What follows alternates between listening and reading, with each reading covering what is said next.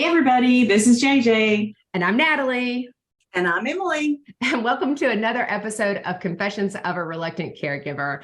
Now, before we get started, we have got to remind folks about the sisterhood membership for real. Oh my gosh, yes. It's basically a sale every day. And the best part is it's free. And you know what I say? If it's free, it's for me. Woo, girl. Oh, okay. Here's the deal. We're partnering with our care partners to save you money. So go to confessionsofareluctantcaregiver.com to sign up. Then tell all of your friends about it. They can join too. And don't worry, we won't sell your information. We hate that too. Okay, so let's go ahead and get started. Today, I am so excited to have our friend Bonnie Chavez with us. She'll be sharing, let's see, the good, the bad, and the ugly related to all things caregiving. And, we can all relate to that. So, like us though, Bonnie is so much more than a caregiver. So Jay, I want you to tell our audience about Bonnie, our sister in care. Bonnie is, she's a little serious and a little funny. So I'm going to get started with the serious about Bonnie. Do it. Bonnie is the CEO and founder of Building Beloved Communities. She was born and raised in a small town in southern New Mexico. She earned a bachelor's degree at the University of British Columbia, and she was the first on both sides of her family to get a bachelor's degree. She worked for a large national nonprofit in the healthcare industry for 7 years. Then she followed that with a master's degree in business. That was another first for her family to attain a master's degree. Then Bonnie is a proud lesbian. She is a Latina woman who values her family, her roots, her heritage, and her culture. But we always ask our guests for their my story, and I'm going to read this directly because it cracked me up. Bonnie says, "I'm new here, and I am learning. About a year after I moved to Virginia from New Mexico, my parents abruptly, well, it felt that way anyway, followed. So we all know how that happens. So I am navigating this and planning what that looks like. It's hilarious, scary, endearing, annoying, and beautiful. As an only child in this Mexican family, there are expectations. There is culture to honor. It is a ride."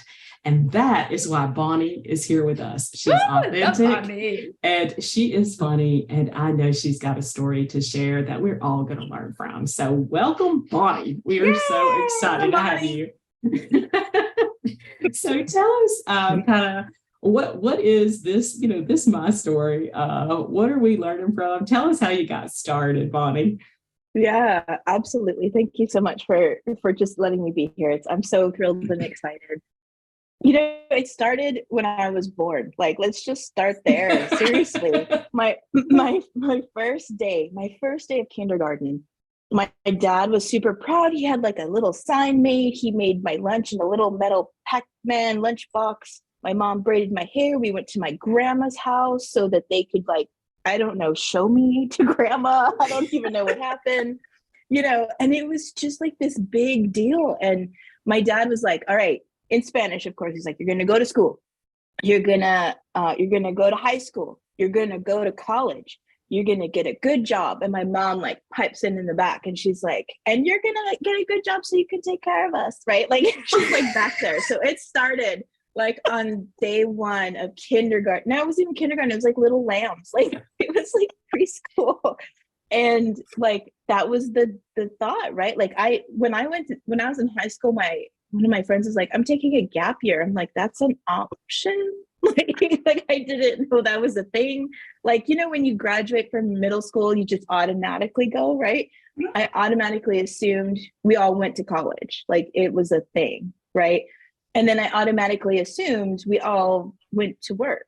And then you finish and you figure out how you're going to live your life. Well, being Mexican, I'm indigenous Mexican, and my heritage is Zapoteca.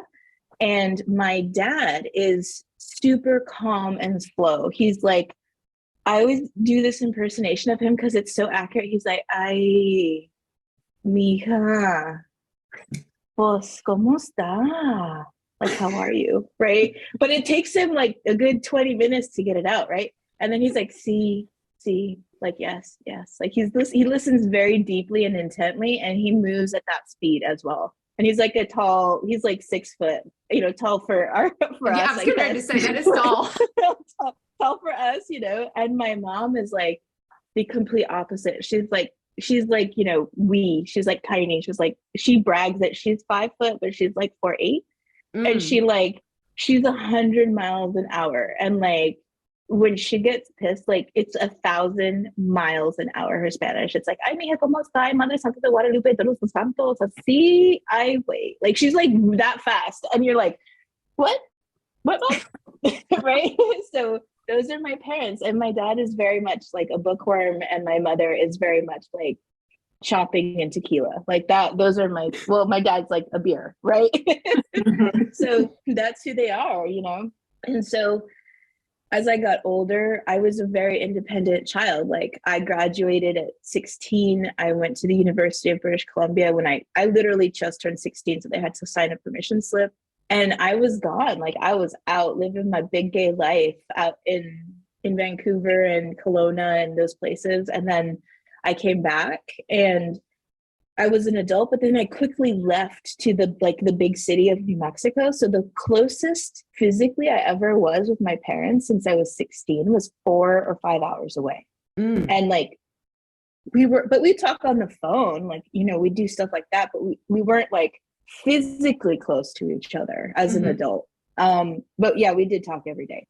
And then my father's mother started aging, and then my mother's mother started aging, and I saw like it was just assumed, right? Like, my parents took on those incremental steps of caring for their parents, and then they laid out a really great expectation about how they wanted to be treated. And it's very much a communal way to take care of your elders, or like your little old people, right? Like, they're sacred, and you want to preserve their stories, and you want to talk to them. And I have this video of my grandmother where she is laughing hysterically at a dirty joke my uncle told at Thanksgiving. And like, that's our family. Like, we tell dirty jokes, we laugh. I mean, my mom will still get mad at me for having tattoos and swearing too much, but like otherwise, she's okay. She walks it off. And, right. She walks it off. And my dad's like, oh, that's a beautiful tattoo. Don't get another one. But if you do, make sure it looks like this, like that's how my parents are, right? And like, they're just super sweet and kind humans. And like, laughter was always a big part, and they love to dance, and like, that's them. And then as I was an adult and had more spendable, disposable income, we traveled together. We went on a couple cruises. We went to Mexico, we went to Alaska, and they are hysterical, like little old people who are naive. Like, they're not old though. They're like 60s, right? But at the time they were in their late 50s, because they just didn't know the world. Like, they didn't understand airports and like the pace. And so I was like this little like baby duck herder, like in the airport, like, dad, like pulling him out of Hudson News, and like, mom, it's time to stop drinking. Like, trying to get them all out of the, like, into the door. And then my dad would be like, oh, I gotta go to the bathroom. And I was like, they're gonna close the door. Like, it was just a mess. And then like, all of a sudden, like, my mom would just be like, I'm hungry. And I'm like, she's like, ooh, these tacos are stupid. Like, she'd just be real mad. And I was like, it's a plane. They don't have where did you get tacos? Like, so you're saying even in their best of health, you've been caring for a long time. Yeah, and it's true, because like, so my mom was born here, but barely. My dad was he became a citizen through naturalization. He wanted to become a citizen before he married my mom, so she knew he wasn't doing it for papers, is what they say. Yeah. And so then I grew up speaking English. Spanish is my first language, but I speak English way more fluently than Spanish now. And like, I was like all the professionals in one. I was like a lawyer and a CPA at like 7, because I could read I could read, I understood forms, that kind of thing. And then like my mom would look at me and she's like, Mija, can you do this papel for me? And I'm like, what is it? And she's like, almost taxes, just taxes. I'm like, my friend Melissa's dad does that. So cool. Yeah, I got it. And like my dad got a speeding ticket one time. Or no, he like rolled through a stop sign and he's like, aquí, mija, los papeles. Like, and I'm like, okay. And I was like, Dad, you got a ticket? He's like, pues, I don't know. Like just like stuff like that. And I was like, okay, Dad, we got to go to court. And he'd be like, oh, well, okay. And so he put on like a 3-piece suit to go to court, I remember. And like they dismissed the case, but it was just funny because they were like he didn't know what to do. And I was like, dress nice. And so he like went all out, right? And he was a janitor and a groundskeeper by trade at the department. And my mom was like a traffic technician. She made the big signs. And so that's kind of how I started. And when I moved to Virginia, like my grandmother, my mother's mother, was still with us, and they were like doing their thing. She was living with them full time. My mom was taking care of everything. She was retired. Both my parents were retired. My grandmother, my father's side had already passed. And then like my grandma passed away. And my mom was like, as her primary caregiver, she didn't have a good exit plan, and she didn't know what to do with herself. So of course she fucking sold the house and moved here. Like, oh, can I swear? I was like, swear. Obviously, yes. Apparently, well, we don't have like a beep here. I'll just say beep. Okay, after beep, there's a delay on NBC. It's almost like having a nip slip. It's okay. It's fine. Just keep going. Keep going. So your mom struggled. Yeah. And she sold her house really and moved struggled. to be close to you because she needed to care for someone, even though it sounds like you've cared for them long distance and up close at 7 doing taxes. But go ahead, Nellie. No, it sounds like you were a caregiver. It's so built into the relationship. So it never probably was even a thought like, well, this is just what we do. We drive on the right side of the road. This is what we do. Yeah. And it was always like on the, and I'll say it in like a clumsy way, but it was always on the English side, right? Like it was always in like the professional navigating the United States bureaucracy side. Like I have a bill. How do it, like once they got it though, like here's a bill, here's insurance, like this is how this works. And they were like, oh, cool. Right. And like I was making my own doctor's appointments before I had my own insurance card. Because my mom was like, well, you go to school, like the doctor's right there, go. Right.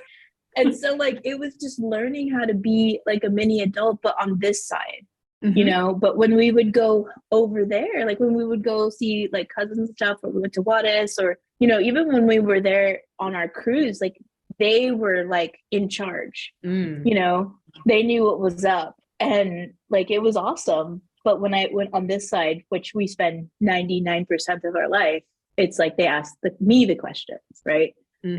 Bonnie, Michael, I'm just kind of curious because you said, once her mother passed and she didn't really have like an exit plan. Do you think that became like, was she scared? I guess that's my curiosity. Is that kind of what said, okay, I've got to go be with Bonnie because I really got to get this. Is there like a sense of urgency to you? Because that's a pretty big step. Hey, let's sell the house and move to Virginia for someone that's been they've been there all their life. And that's a pretty big move. Yeah, that was the house. That was the first house they purchased. Wow. That was my childhood home. Like that was their house. And then they straight up listed it and sold it. I think for my mom, it was grief that was motivating her. And then for my dad, it was like, he wanted to make sure my mom was happy. But at the same time, he had this like, I feel like he was drifting from his family since his parents passed. Like they didn't really have that connection per se, like that home base. So I feel like he was drifting from his family, and my mom was like, I'm good. Like I'm good. And so they just kind of wanted to close that chapter and the freshest start they could come up with. Right. Like I knew they were always going to live with me. Like when I bought this house in Virginia, like I bought one with a huge basement that was half renovated so we could finish renovating it. So it would be 1,000 square foot apartment with the intention of my parents moving in Wow. a few years. Right. But Yeah, like, that's love. yeah, right. And so like, I knew they were going to do that.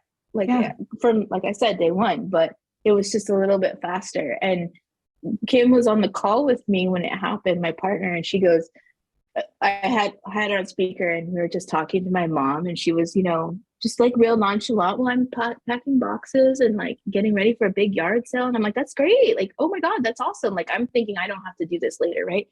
And she's like, yeah, we're going to have a big yard sale. And Melissa, my friend whose dad does taxes, is going to come and help. We know that we're family friends. Right. Yeah. And then, you know, well, can I have that realtor's name that you used? And I'm like, okay, like what? And she goes, well, because we're going to sell the house and move to Virginia. And I'm like, right. Like I just had that moment. And then like a little bit later, like a subsequent phone call, Kim was also there. And like, she called, like, it seemed like 2 days later. It wasn't, but it felt like it. Right. And she goes, Mija, guess what? And I'm like, what, Mama? She's like, we sold the house. And the first words out of my mouth in the most thick Mexican accent, because like I revert to like having an accent when I'm really stressed or drunk. It's like, I'm not ready though. I didn't know whether I was going to need to do beep, beep. Oh yeah. I was thinking because I would have done that. I just do that when my mom says, hey, Natalie, can I come visit? But luckily she didn't do that often. So I'd be like, oh. Yeah. So did they, you know, you said you had just bought a house or just recently you were preparing for an eventual move-in. Did they move in? Did they move straight to you or did they get like another house? The house. Oh, girl. That's not how it works in Latino families. Like, did they just move right in? Do they live with you now? Well, what happened? So I had gotten COVID for the second time, like fully vaxxed, like, and it just, I'm lucky, right? I recovered from COVID. I flew to El Paso, Texas, the nearest airport. I picked up my parents, whose U-Haul was already packed because my friend Melissa had helped them, drove across country with them and their little dog to Virginia and unpack them in my house that I bought. And so the way the house is laid out, there's a, you know, half finished basement, there's a main floor, it's 3 bedrooms, and then there's an upstairs. So for a little while, my partner and I like kind of cohabitated between 2 homes, right? So she has a home downtown and I have a home in Grandin. And so we would be upstairs. The girls would have one room across the hall. We had a bathroom. My parents had a room downstairs. They had their bathroom and we shared like the kitchen and all that. And so we were kind of all living together for like a week. We'd live there, a week we live here and vice versa. And then the delayed construction started happening, like with inflation and no workers and all this stuff. And so, and the girls were getting tired of moving back and forth, right? So then I just started cohabitating with Kim full time. Bonnie, I just changed my address. And so I live here now, downtown with Kim and the girls, and my parents live in my home in the main floor. They still stay in the main floor because they don't want to go up and down the stairs. Yeah. And they just live there. And they have like the full gourmet kitchen with like all the things that I'm like madly in love with of my home. Like I literally lived in my home by myself for 2 weeks. And then like a shared cohabitation since then, like with Kim and the girls and then my parents. And then it was like this is just where my parents live. Like I just like literally bought them a house. You bought them a house and so left. Nice. Like here, you can live in my space that I absolutely love for 2 weeks. You know, I think it's funny because I'll tell you, this is truly funny. I feel like that's kind of like our parents and what they did to us. Our dad built our house in when Emily was a baby. She was 1978. I think when we moved in, and Emily was born in 78. Whoops, awkward, telling your age, girl. And 44 is a special number. And so anyway, they lived there the whole time. And then after we all graduated high school and went to college, went off on our separate ways, they bought this land and built this awesome log house that didn't have enough rooms for us to come visit. Like there was a loft and the most uncomfortable beds. And I had a friend of mine always say, yeah, I downsized so my kids wouldn't, would come and visit for a day or so, but they wouldn't want to stay long term. And so it's so, and like I used to say to our parents, like, that's great. You actually built a house where we couldn't come visit. We have to stay in a hotel when we come visit. We get it. Yeah. Dad would always say, we broke your plates. Yeah. We broke your plate. I mean, who does that? Where, honestly, nailing it from a parenting standpoint. And so we get it, but it's so polar opposite. Yeah. Yeah. And I love that. Go ahead, Jay. So right now, this is just and I'm sure I know in that area, you're not super far apart. So I'm assuming if they're there by themselves, they're there and they're in relatively good health, as they age. What's your interaction with them there? Because your culture is so unique. So what's your interaction with them now? I mean, they're closer. You said, before you're still on the phone every day when they were further away when you were in school. Yeah. So what's the interaction now? It's really fun and sweet and it's unexpected, right? So when they first moved here, they didn't know anybody and they didn't know how to get around. So now they use Google Maps and their iPhones and they figured out CarPlay. So a lot of it is the technology aspect, teaching them the technology. And now they are like little kids on a mission. They're like, we went shopping, we went to the Goodwill, we found this place. They are just poodling all over Roanoke. And it's gorgeous and funny and hysterical. And I'm like, tell me what you bought. Tell me everything. Tell me all the sales. Because my mom used to do that, right? This sweater was $500. It wasn't. And then it was marked down. And then I got it here. And then I paid $2.07 for it. That's my mom, right? And so and then she has to put it on and fashion show it, right? So we'll do that. And then my dad is all on YouTube.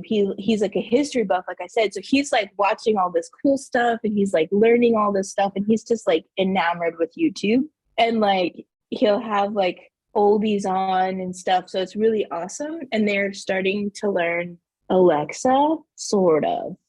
They kind of feel weird, they're bossing her around, which is hysterical. And sometimes she doesn't understand my dad. So there's just all these little nuances with it. Yeah. And then they'll just, because my mail still goes there, right? So they'll just show up with mail that's vitally important, and it's not, but it's super cute because they have something to do, right?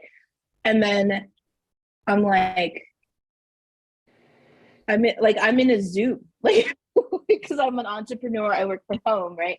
And so so they just leave it on the bench. So we figured out if they leave it on the bench, or if they have to come in, they put it on the dryer. They have a key to our house now, or to Kim's house, and so they can pop in real quick and then leave, right? Because they have boundaries, right? They learn this, right? And then when I'm recovering from a broken arm and broken leg from a softball practice. It was the whole thing, but they were super sweet. They came over, they helped me do my business, right? Because I had things to do, and they would take checks to the bank for me with all the narration to the bank. Yes. At the bank and home. They told me everything. It was so adorable. I was just in stitches, and they were so nice. And they helped me with business stuff, and they were useful and helpful and lovely. And are you eating enough? And I'm I'm fine. I have a house full of people to help me. And we visit them occasionally, not as much now, but now that I'm a little bit more mobile, I can. Yeah. But I still see them really frequently. We talk really frequently. And my mom's always my iPad is broken. It's broken. You have to come and fix it right away. And I can't. And Kim has the magic touch to restart it. So Kim's always restarting my mom's iPad. But it's the thing. She calls my auntie died and is Mija, the iPad, it died. And I'm right? I swear to you, Bonnie, that's our mom. This is Apple support. All our mom does is lock herself out. And there's at some point, even the Verizon people couldn't figure it out. They were we don't actually know what this lady's done. Whether it's her phone, our mom is notorious for sending letters of the alphabet text. And she will also try to record things, and we'll get random things. Emily's children, we all know we get random texts from our mom, and they could be like random letters. And so we reply back and we're like, okay, we just roll with it. We're just like, okay, that sounds good. So that is, I love that. So let me ask you this, because your parents are not in a place. This is so cool. This is such a unique story, honestly, Bonnie, because it shows the beauty of family. And, you know, I'm sure you all have your own dysfunction, because every family has their own stuff in the sense. But you guys are beautiful because it's just beautiful. I love that you all like each other. I think that's super cool and neat, and wish that had happened. And so, but I mean, the fact that they picked up and moved over, and then they're here. So as you think about, you know, you're in a different space because you work in the care economy industry kind of feel, and your partner is in the care economy, like she created the care economy. And how do you, she's definitely making that fetch. She's making it popular. And so how do you plan for their future? Like, how do you plan for their aging? And because I know that you've thought about it. I mean, clearly you thought about it because you bought a house with the intent to move them in at some point, and then they moved in 10 days later. Right. So like, it's just, I've always been planning. And so I had a great financial planner personally. And he said, Bonnie, I want you to save like you're never going to get married. I want you to save like you're never going to have children that are going to take care of you. And I want you to save like you want to live in the bougie nursing home. And so that's what he taught me. And I'm like, yes. So I feel like I'm set for me, right? My parents are really good. Like, they have pensions because they worked in a state agency. And so they have funds, and they've also been saving. And I make good money as an entrepreneur, right? As a business consultant, working with nonprofits in all the sectors. So, and my business is growing. So ideally, in like my perfect world, I can't wait to, like, I would love to retire at like 56 or something like that, and spend decades having fun with my parents. Like, not just the doctor's appointments, but like, let's go travel. Let's go to DC. Because my dad's never seen DC, and I want to take him because he's like so into history, and I want to take my mom to Las Vegas because she's into gambling, right? And so like, I need to be your mom's best friend. Can I be a part of your coordinated care team for your mom? Because she is a party at 4-H. She is. Flippin' party. She is. And like, I just want to have fun with them. And like, because like right now I feel so rushed, right? Because I'm a co-parent, I'm a partner, I'm an entrepreneur, and I have a really busy, crazy ass life right now. And I don't have enough time. No one has enough time, but like, I wish I had more time to just like chill with my parents. Like, when I lived back in New Mexico, like whenever I would travel for work and I was near them, like in El Paso, which is close by, for work, and they would put me up in a hotel, I would call my parents to come over and spend the night with me in the hotel. And we would have like slumber parties, and I would bring wine and tequila, like wine or tequila, and like we'd get takeout, and we'd watch stupid movies in Spanish, or just like dumb movies, or we would play cards. And like, it's funny because we like drinking together. Like, I mean, we're not a bunch of alcoholics, but we're close, right? Like, we love to like drink. Like, my dad and I will drink a beer together. My mom and I will drink wine together. And like, some of the best conversations we've had about my dad's childhood or my mom's childhood was when we were drinking. And like, I've told them stuff about my childhood. They were like, oh, you didn't, like, we've had those conversations, and I was like, oh, I did. And they're like, I'm so glad you're telling me this 20 years later, like, it's just funny. Like, we get to really know each other as adults, and I want to spend time with my parents as adults before it gets into the real deep stuff of like medical decisions and serious aging things. Like, I want to spend time with them, or at least be like part-time or something, so that I really can just go go take off half a day and screw around at the casino with my mom or something like that. Yeah. So Bonnie, based on just a culture question again, because, you've talked about putting them in, kind of designing that area downstairs for them. When you look to that forward step, putting our mom, that assisted living concept, people have always aged in place for us. Do you see that in their future, or do you feel like no matter what, they'll always be in the home with you? I know you're an only child, but is that what you see? Is that no, until my skill set is just no longer, I'm no longer able to care for them, you see them always in a home with you?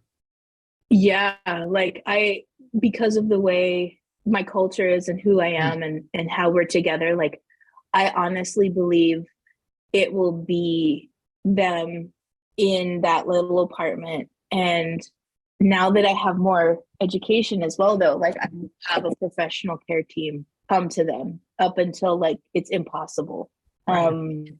Yeah, I really feel like, and they're super open to stuff too, which is really cool, because they were like, I had someone who would clean my house here, and they were like, oh, like that's a cool concept. And so they're like, give her my number. And so like they're like really integrating stuff, and they're like, well, when our house is finished, they call it their house, their apartment in the basement. They're like, when our house is finished, we want to get a housekeeper. And I was like, great. And then like someone will check in with you every day or a couple times a week. And then they're very open to medical care, like a nurse or caretaker or like all of these things. They're very open to that. And which I think is awesome, because that is just going to make everything easier so that they can be there as long as possible. Yeah. But I see us having a lot of deep tequila conversations on their little patio. That's awesome. I absolutely love that. I put my hand up so you knew I had another question. Oh, go ahead. I love this hand clapper too, because I think I gotta get one. I'm totally incorporating this into the show clearly. So if you hear this noise, it's a hand clapper. I have a wand. So let me ask you this. This is a total other like question that's super hard. Do you all talk about money? Yes. And do you have all of the money and the documents ready? Like, do you have the wills and all the stuff and do you have that all ready? My parents' wills were ready the second I turned 18 years old. Like they were on it. And since my mom went through the caregiving with her mom, and when my grandmother passed, like she realized all the paper nuances, right? Because I wasn't physically there, so she had to do it, right? And so she put me on all of her bank accounts, and I do online banking for them, and I know what their balance is, and I know how much they spend. And I'm like, Mom, what was this check for? And she was like, oh, that was for this. Like, we have a very detailed money conversation. And she was like, I was like, I see you took out $120. Did you go to the casino? She was like, maybe. I was like, it's fine, right? It's fine. But like, and so like having these, like, we have real like dollars and cents conversations about her money and my dad's money, and because it all goes to the same account. And then I do their taxes. Of course you do. Yeah. And I have their will like literally in my thing right behind me, and I have access to all of their accounts. Yeah. And we share a financial planner so that because as their money changes and grows, it will affect my financial future as well. And it's not that I want them to leave me a legacy, man. Like when they pass, if their balance is zero, that means we planned appropriately. Right. Yeah. And that's the goal, is for that balance to be zero. If there's $1 left over, then I'm like, I got some wine money. Right. Like that's it.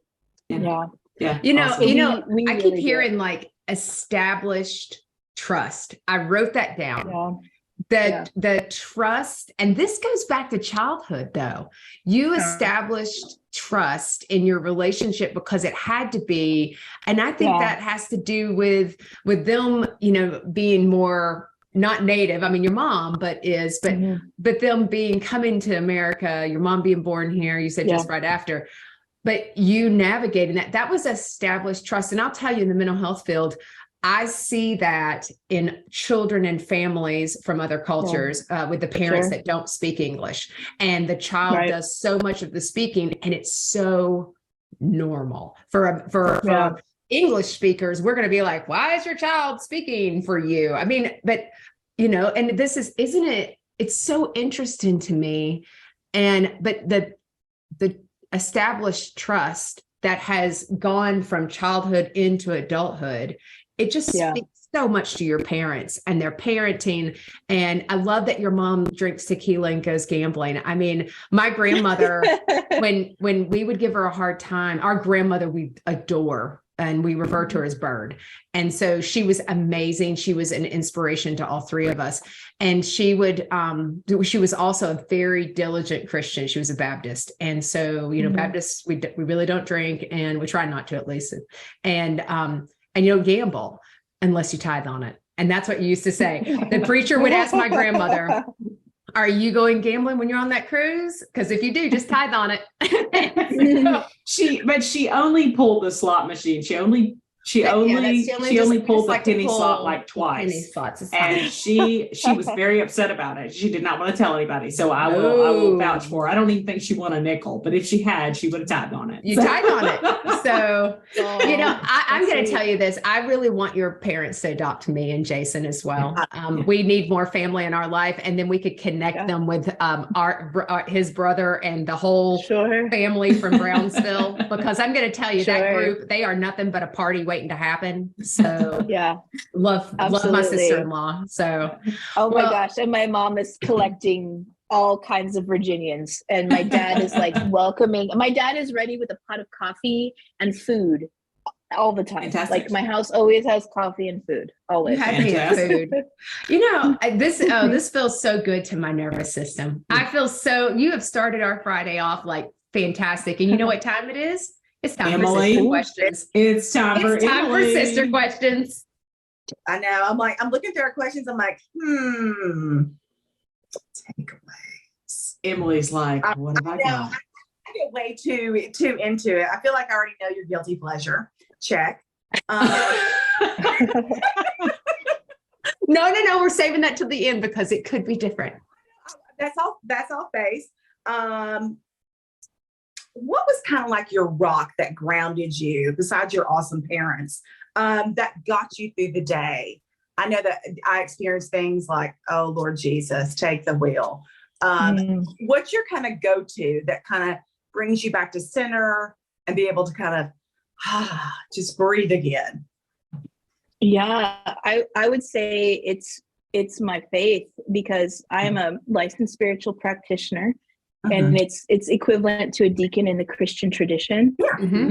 And I do meditation, and I do breathing exercises, and the beautiful goddess that is within, I speak to her and I listen to her, and I just let her take over, and I just let the universe handle it.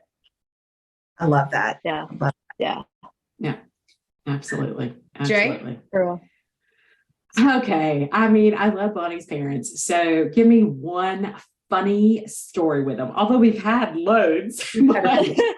We always say if there's a funny story that you're like, I cannot believe that they've done this to me. You can't even make this up. You can't even make this up. Yeah. Give me a funny story on them. I got a good one. So my parents, we gave them a task. Like, we need dining room chairs. Go find 6 matching dining room chairs at like the Goodwill. It doesn't have to be fancy. We have kids, like they don't need to be nice, right? They just need to be sturdy. My mom took it as a personal mission from God, man. She went, she was looking, she was pricing. I don't like she was all over. There was the man behind her in line, and he's like, are you looking for chairs, ma'am? She's like, yes. She told him the whole story. He's like, well, why don't you just come back to my house and I'll show you some of these chairs. I am freaking out when she's telling me this story. I was like, you could have been kidnapped and he could have killed you, right? Yes. I am freaking out. Mom went to this man's house, picked out the chairs, stayed at his house for an hour, convinced the man to deliver the chairs to her house. And she gave him like $5 for his trouble. Like, I was like, Mom. And my dad was like, it's okay. I was driving behind the whole time. And I was like, Dad, do you even have a license in Virginia? Oh yeah, that's coming though. Like, like I'm like, oh my God. Like, and I was like, you guys are trouble. You're trouble. You're trouble. I was like, don't trust people. I know Southerners are very kind, nice people, but don't trust people. Like, I get really scared. Exactly. I am crying. Okay. I am crying here. I so have got to meet your parents. Yeah. I cannot and wait.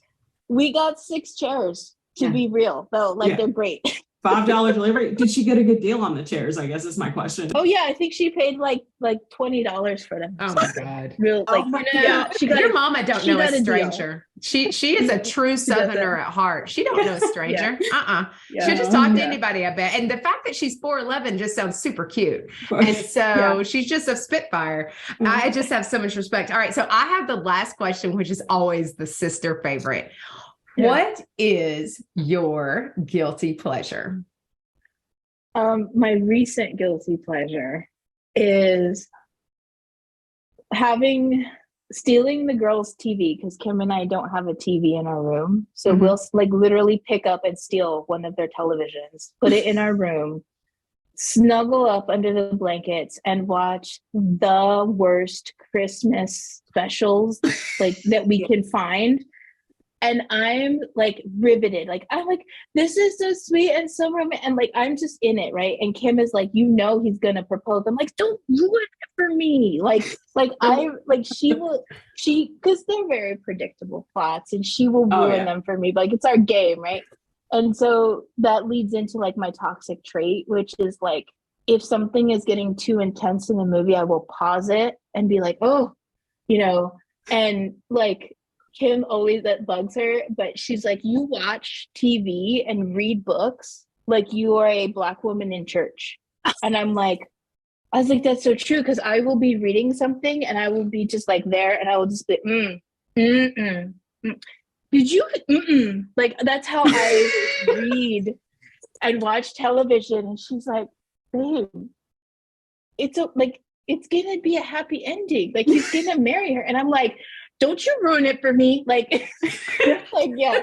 So her toxic trait is that she ruins predictable plot lines for me. And mine is that I pause movies and watch and read books. Yeah. Like a Black woman in church. Bonnie, it's okay. We're gonna forgive you for that. And we cannot thank you enough for brightening our day and just being a joy to have today on the show. Thanks everybody for joining us today. Hopefully you got as much out of Bonnie as we did, because we have had a absolute blast. Oh yeah, and I'll say this. Absolutely love you. Before I get into the next part, I love you. You complete me. So don't forget to join the membership. And Emily, what's the best part of the membership? It's free. And I say, if it's free, it's for me. Oh, ain't that the truth, girl? And we know, Bonnie, that's your mom too. If it's free, it's for her. She would totally take that and then say it in Spanish, which is what would make me happy.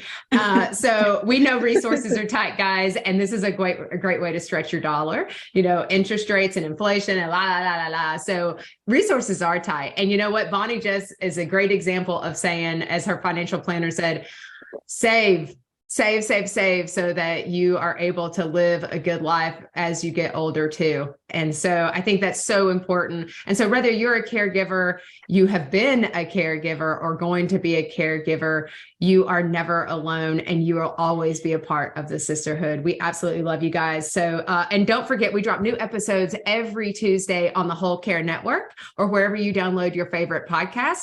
And I'm going to tell you right now, if you don't go watch this on YouTube, you will be missing a treat. You can see this video on YouTube and on our website. And I'm going to tell you right now, Bonnie is sitting here drinking her other guilty pleasure, which is shameless Starbucks. So there was no creamer in the coffee. There's no creamer in the house this morning. Guys, thanks so much. We'll see you next Tuesday. Bye. Bye.